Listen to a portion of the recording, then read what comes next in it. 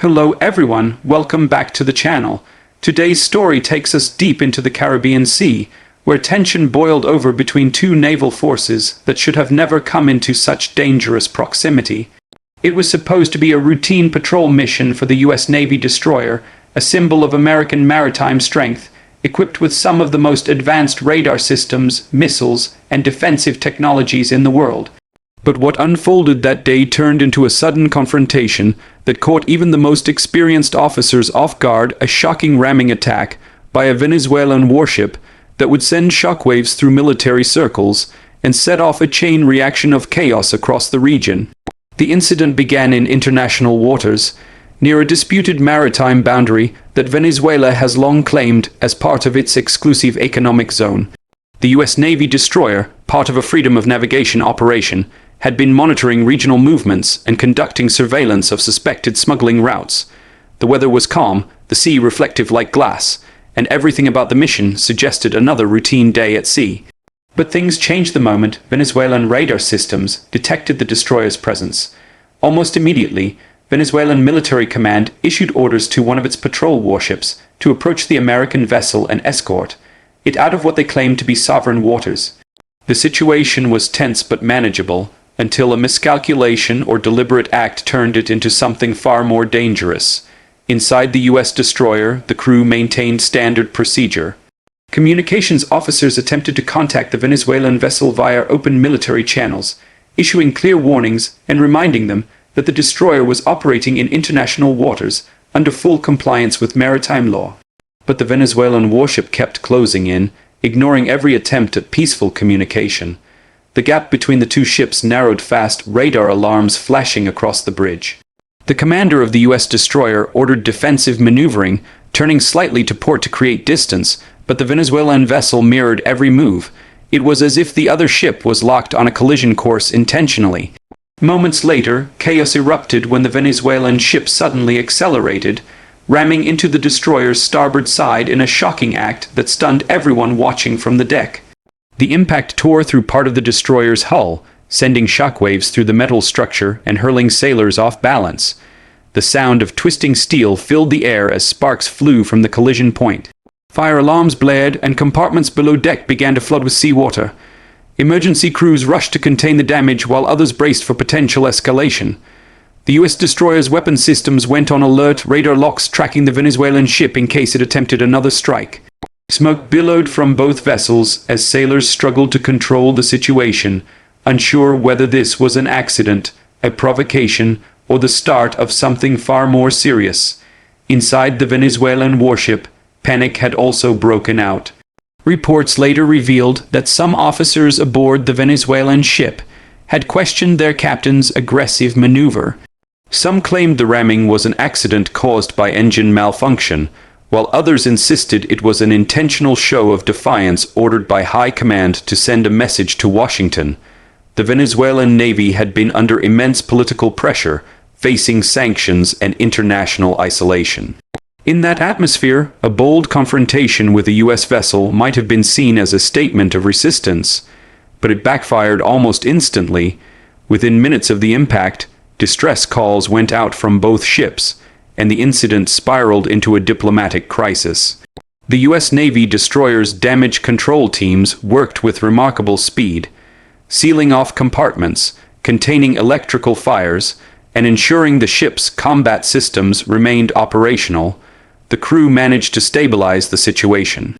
Despite the chaos, no missile systems were activated and restraint was maintained to prevent escalation. Nearby US aircraft from a patrol squadron responded quickly, circling overhead to provide surveillance and protection.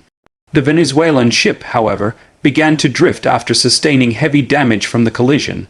Its engines failed, and smoke rose from the deck as the crew scrambled to prevent sinking. Even in that moment of chaos, the US Navy extended an offer of assistance under maritime rescue protocols, a decision that reflected the professionalism and discipline of its sailors. Internationally, the reaction was immediate. The Pentagon issued a statement condemning the reckless and dangerous maneuver by the Venezuelan vessel, describing it as an unprovoked act of aggression. In Caracas, the Venezuelan government blamed the US Navy for violating territorial waters. and claimed their ship had merely been defending sovereignty. Independent satellite data, however, painted a different picture, showing the incident occurred well within international waters. The evidence sparked outrage among Western allies and deepened tensions between the United States and Venezuela's military leadership.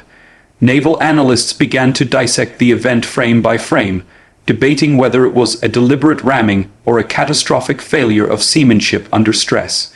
For the crew aboard the U.S. destroyer, the hours following the collision were filled with uncertainty. Engineers worked tirelessly to restore power to damaged systems, while medics treated minor injuries from the violent impact. The mood aboard was tense but resolute. Every sailor understood the gravity of what had happened. Not only had their ship been attacked, but any misstep in response could ignite a larger conflict. The captain's decision not to retaliate immediately was later praised as a masterstroke of discipline under provocation, preventing a regional war in the Caribbean. The destroyer slowly made its way to a nearby Allied port for inspection, escorted by other U.S. vessels sent to ensure its safety. In Washington, military officials convened emergency meetings. Intelligence agencies reviewed communication intercepts from Venezuelan naval channels, uncovering fragments of orders suggesting that the Venezuelan ship had indeed been instructed to intercept and make contact with the American destroyer. Whether make contact was meant figuratively or literally remained unclear, but the result was undeniable. The Venezuelan warship had rammed a U.S. Navy destroyer. In the aftermath, the United States increased its naval presence in the region, deploying additional destroyers and surveillance aircraft to monitor Venezuelan movements closely. The incident also drew NATO's attention, as the alliance viewed it as another sign of rising instability fueled by nations testing Western resolve. The Venezuelan Navy, meanwhile, faced internal chaos. Several officers were quietly detained for questioning, and conflicting reports emerged about the ship's mechanical condition prior to the incident. Some leaks suggested that the vessel's navigation system had been partially malfunctioning, while others accused the captain of reckless behavior under political pressure. State media attempted to portray the ramming as a heroic defense against an American incursion, but international observers dismissed it as propaganda. Behind the scenes, the Venezuelan government sought to de-escalate, fearing retaliation. They requested back-channel communication with Washington through neutral intermediaries, hoping to prevent sanctions or military responses. The human side of the story was equally gripping. On the U.S. destroyer, sailors who experienced the crash described the terrifying moment when the Venezuelan warship appeared out of nowhere, closing in faster than expected. They remembered the deafening impact, the jolt that threw equipment and people across compartments, and the rapid response of their teammates who fought to save the ship. For many, it was a stark reminder of how quickly routine patrols can turn deadly. Several crew members later said that the discipline and training they received made the difference between catastrophe and survival. The destroyer's crew became a symbol of resilience, embodying the Navy's motto of readiness and calm under pressure. Naval experts analyzing the event pointed out that ramming tactics are extremely rare in modern naval warfare, especially between state actors. It harkened back to centuries-old naval confrontations, where ships would literally collide as a last resort. For a Venezuelan vessel to ram a U.S. Navy destroyer in the 21st century was both shocking and reckless. Some theorized that the Venezuelan Navy might have been attempting to bump the destroyer off its course as an intimidation maneuver, a tactic seen in Cold War-era encounters between Soviet and U.S. ships. But something went wrong and the maneuver escalated into a full-blown collision. Whether through miscommunication or overconfidence, that decision turned into an international incident that neither side had anticipated. The aftermath was not only political but also symbolic. The U.S. destroyer was taken to a secure naval facility for repairs, where engineers examined the extent of the hull damage. Photos leaked online showed deep dents and scrapes across its side, visible scars of the encounter. The Venezuelan warship, on the other hand, was left badly crippled and had to be towed back to port, where it sat as a reminder of a failed show of power. International maritime courts began reviewing the incident to determine liability, while global media replayed footage of the crash again and again. Each frame raised questions about Venezuela's decision-making and the risks of militarized brinkmanship. Performance-wise, the U.S. destroyer's resilience was remarkable. Despite the violent impact, the ship maintained buoyancy, power, and operational control throughout. Its damage control systems performed flawlessly, sealing off compromised sections within seconds. The crew's reaction time and coordination reflected the intense training that defines the U.S. Navy's elite standards. The Venezuelan ship, by contrast, suffered severe internal damage, its structure not built to withstand such direct impact at high speed. The contrast between the two vessels' outcomes became a metaphor for the balance of power in the region. One side technologically advanced, disciplined, and prepared. The other reckless, outdated, and overwhelmed by politics.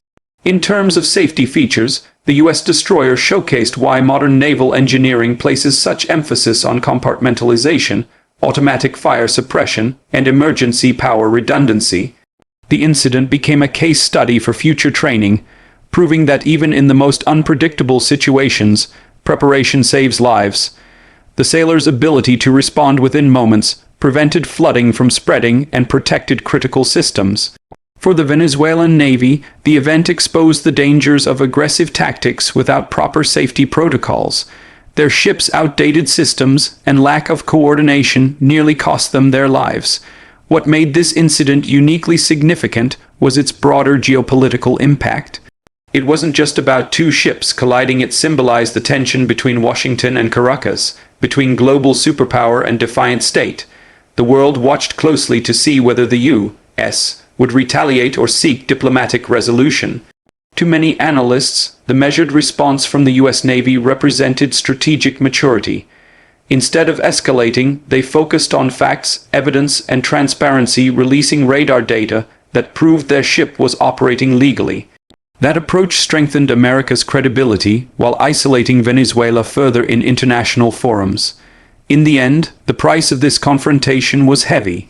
The Venezuelan Navy lost a major warship to damage it could barely afford to repair, and its government faced renewed sanctions and diplomatic backlash. The U.S. Navy destroyer, though damaged, returned to service within months, stronger, smarter, and more respected for its crew's courage and restraint. The event served as a reminder that power isn't only shown through aggression, but through control. It demonstrated how even a single reckless action in contested waters can spiral into chaos, and how discipline and professionalism remain the ultimate defense. As the sea returned to calm that day, and the smoke from both ships faded into the horizon, the message was clear. Even the world's most routine naval patrols can turn into history, making moments in the blink of an eye. And sometimes, restraint under fire is the most powerful weapon of all.